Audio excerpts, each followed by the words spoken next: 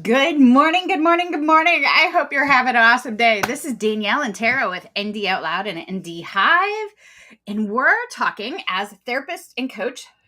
Tara is our therapist on team and licensed in Virginia and Florida, and working on licensing all of the places. Yes. All of the And I places. am obviously an ADHD CCSP ex therapist and coach. And we are talking about why therapists need to collaborate more with coaches. And this is something that I, as a coach, actually run into a lot. And I don't know if Tara has seen this on the therapy side, but as a coach, I will have therapists refuse to collaborate with me, even though their client wants me to.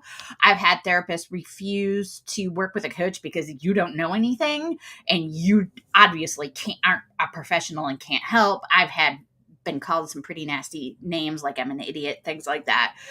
Instead of looking at a coach as somebody to fully support their client in ways that they can. Mm-hmm. Especially ND Hive is really a bit different than a normal one-on-one coach. We do one-on-one coaching, but we offer daily, consistent, all day long support. When a therapist can't do that, and I don't think a therapist wants to do that either, because I can't Mm-hmm. imagine burnout. And as a coach, the only reason why we can do that is we have a whole team, because I, as one Yeah. coach, could also not offer that level of support. Uh, Yes. but how? What have you seen from your side as far as therapists working with coaches? That's a loaded question. You know, it's unfortunate that there seems to be such a disconnect between coaches and therapists. And I really saw the disconnect from a therapist side when I went to the CHAD conference last year and saw like so many, LCSWs and LPCs and the comments that they were making about, why is this presentation run by a coach? Why are there so many coaches here? Why is it the coaches foundation? And it's like we can all coexist in the same space, and just because somebody is a coach and not an LPC or LCSW doesn't make them less than. you know their letters after our names, like, yes, they're credentials, but at the end of the day, they're letters. They don't, quantify what how you're able to interact with people. And I just think that if there was more collaboration, that it would be so much better and just a well-oiled machine that it isn't right now, because there is such a disconnect. Because what I've gathered on the therapist side is so many people feel like coaches are stepping into a lane that they're not supposed to be in, but that is not true. However, just like on the therapist side, like there's coaches that cross the line when they shouldn't, and are trying to do EMDR and talk about trauma and things that a coach should not be touching. That is for the clinical therapist side of things. But both can coexist and both need to and should. So I'm going to talk about it from, and this, I'm going to try not to get on my soapbox. We have a very short amount of time today, so I will not get on my soapbox. Coaches don't belong crossing lines. Coaches are not here to treat people. We are not here to treat trauma. We shouldn't even be talking about trauma other than how trauma affects daily life. Like, you have this trauma and you hear somebody else's voice in your head instead of being able to take action and Mm-hmm. and it affects your executive function. That is the only place a coach should be touching trauma. Coaches should not be doing CBT, EBT, REBT, NLP, which is a huge thing in the coaching world of training coaches in neurolinguistic programming. We should not be touching that. And this is somebody who has a degree and could be a therapist if I chose to be licensed and do my clinical stuff, which I refuse to do because I'm ADHD and I don't like rules. I'm very open about that. But I could be doing what Tara does if I wanted to follow the rules. And I don't like to follow rules, so I like coaching. And that's an amazing thing about coaching, but it's also to the detriment of clients, because coaches Mhm. should not be treating mental health issues. So that is an issue. And I understand from a therapist standpoint why they're very hesitant to work with a lot of coaches. But that's also why here at ND High, we have people like Dr. Jessica and we have Tara and we have others, and we check in with each other as coaches to make sure we aren't crossing those lines. Because I know it's really hard as a coach to not step in and want to help. Like, Right. especially if you're neurodivergent, we just want to help. So it's really hard sometimes to not cross those lines, but it's super Mhm. important as a coach that we aren't crossing those lines, because we are damaging potential collaborations and relationships when we're Yeah. doing that. And causing harm to the Oh, client that you're absolutely. working with. You know, it goes to what I always talk about with a lot of my clients of intention versus impact. You know, you can have the best intentions, but the impact can be harmful.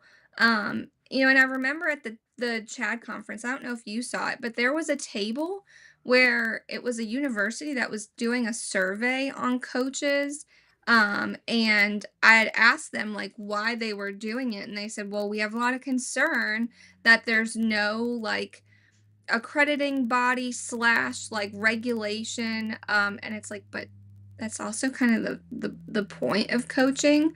And yes, there needs to be some sort of regulation because I have met really bad coaches in the same way that I've also met really bad therapists. I mean, it exists in every single field. You're not going to get rid of that. No, absolutely not. And But yeah.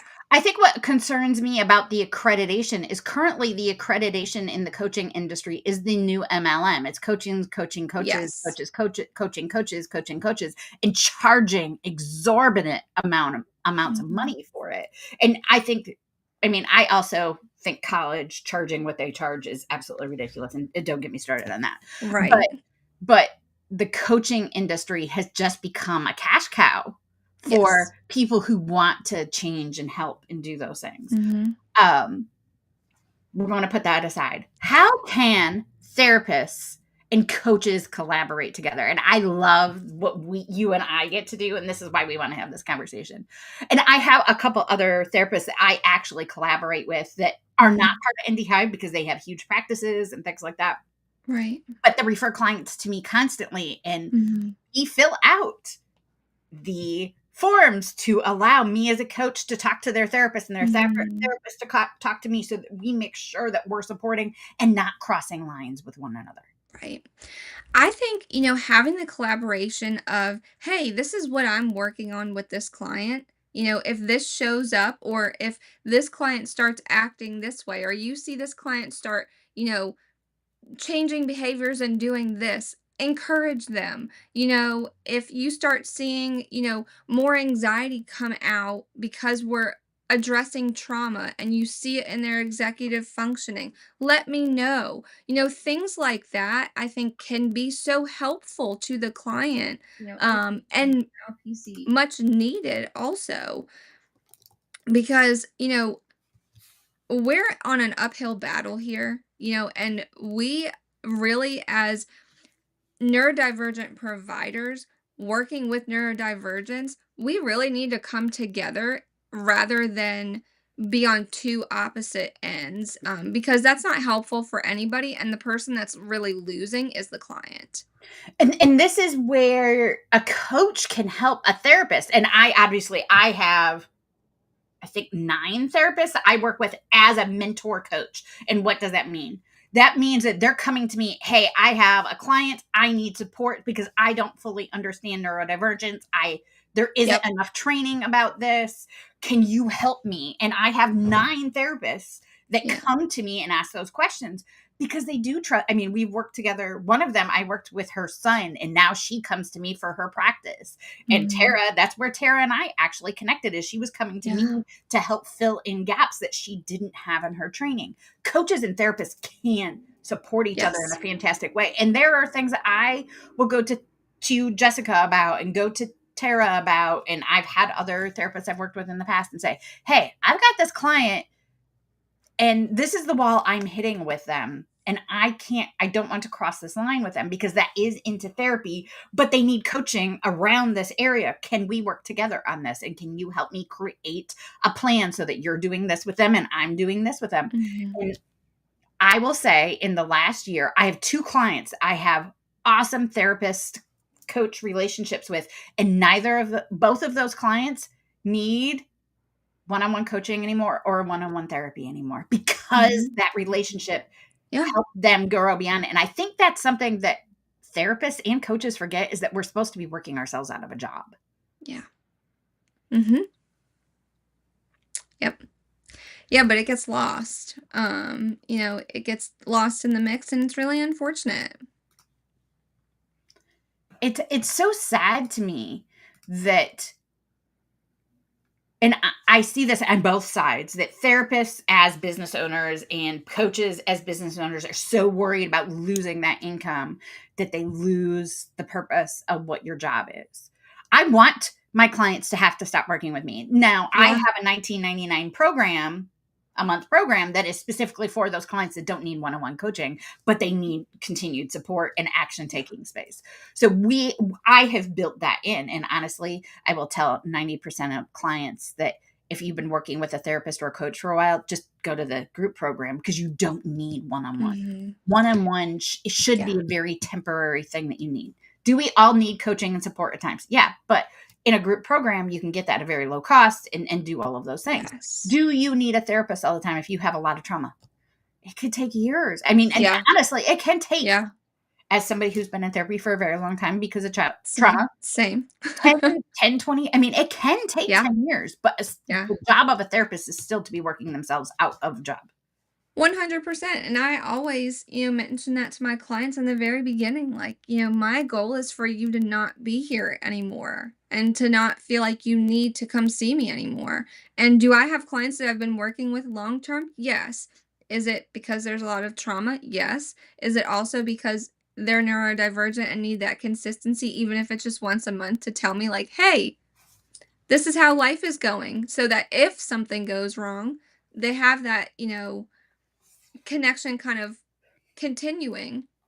But no, it should not be, a forever thing um, on a weekly basis. I think that that just fosters codependency, and that's not what we want either from Absolutely. either service. Well, yeah, yeah, absolutely. Um, so what are some things? I mean, we have some cool things that are coming here at ND Out Loud, ND Hive, is we're actually going to start creating some content specifically for therapists. Tara is taking on creating a better neurodivergent feelings wheel, because I will tell you, the feelings Yes. wheel that exists, and Yes. this was a major discussion on our last team meeting of, the wheel does not work for those of us that are, especially those of us that are on the autism scale. This does not work. If you have a Mm-mm. lymphemia, thymia, however you say it does, the feelings wheel means 0. Yeah. So how do we make this better for therapists to use in their practice? Because Yeah.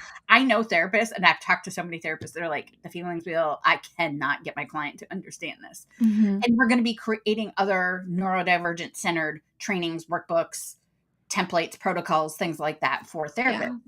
I would love, and I know Tara is also creating, the coaches on our team, some things for coaching that we need that Hmm. therapist backup for. It is so important for Yeah. this relationship to be strong, and not just because I'm looking to make money off a therapist or anything like that, but we need to find Yeah. a better way to collaborate with one another. If you are a therapist and you're like, geez, I wish I could find a coach I could trust, reach out to us. We have Yes. 6 coaches. We all have other degrees beyond coaching that are in this area to work in mental health and to work with neurodivergence. So we are unique in that aspect in this practice, because I don't believe that coaching certifications are enough. Do I have a coaching certification program? Yes, because coaching certifications aren't enough. And the coaching certification industry, especially for ADHD, well, there is very little for autism at this point. Hmm. So we that is something that we want to do, because so many of those with ADHD have autism as well. We want to change. We want to change the messaging. We want to change the support that's out there for our clients, because that's the goal. So we want to Yeah. support our clients better. If you are a therapist, and have questions, reach out to Tara or I. Either of us Yes. can answer your questions.